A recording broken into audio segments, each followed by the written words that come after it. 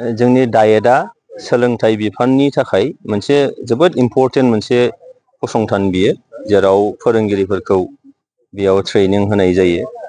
आरो जिहेतु फोरोंगिरिया जुदि वेल इक्विप जायोबा, ट्रेन मोननाय जायोब्ला फरायसाफोरखौ मोजाङैनो फोरोंनो हायो, गियान होनो हायो, जोंनि जेनेरेसनखौ मोजाङैनो दानो हायो। बेखायनो काजलगाव डायेटआव जोंहा जोबोद मोजां खौरां जे SCERT निफ्राय बयस हस्टेल, गार्लस हस्टेल आरो बाउन्डारि वाल बेनि मोनसे दिनै सेंसन जों मोननो हादों। आरो बेखौ लुफुंनांगौनि थाखायनो जों दिनैहाय अन्थाइ खाम्फा गायसनदों।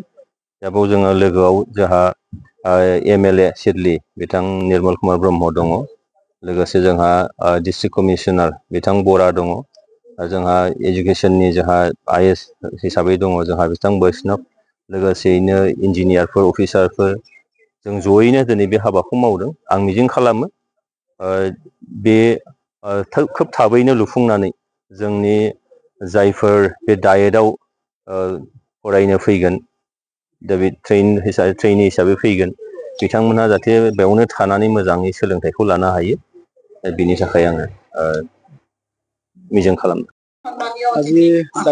হয়, আমাৰ খুবেই ভাল লাগিছে আৰু এইটো অপেক্ষাৰত আমি বহু বছৰ ধৰি আমি আশা কৰিছিলোঁ যে এই 4খন জিলাত ডায়েট হ'ব লাগে, ডায়েটৰ ফুল ফাংচনিং হ'ব লাগে। আৰু তেনেস্থলত আজি 2024 চনৰ পৰা ডায়েট আৰম্ভ হৈছে। আমাৰ চিৰাং জিলাতো হৈছে, বাক্সা হৈছে, আমাৰ ওদালগুৰি হৈছে।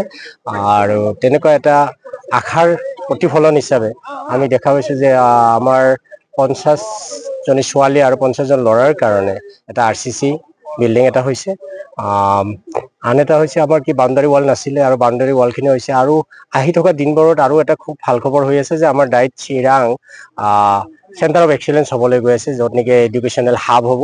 আৰু ইয়াত গোটেই জিলাখনে শৈক্ষিক দিশত আগুৱাই নিয়াত ডায়েট চিৰাঙে আগুৱাই লৈ যাব। আৰু ইয়াত আমি আশা কৰিছোঁ যে ইয়াৰ যিখিনি আমাৰ বিদ্যালয় আছে, শিক্ষক শিক্ষয়িত্ৰী আছে, তেওঁলোকে ইয়াৰ পৰা প্ৰশিক্ষণ লৈ আৰু গুণগত শিক্ষা প্ৰদান কৰাত যথেষ্ট সহায় কৰিব।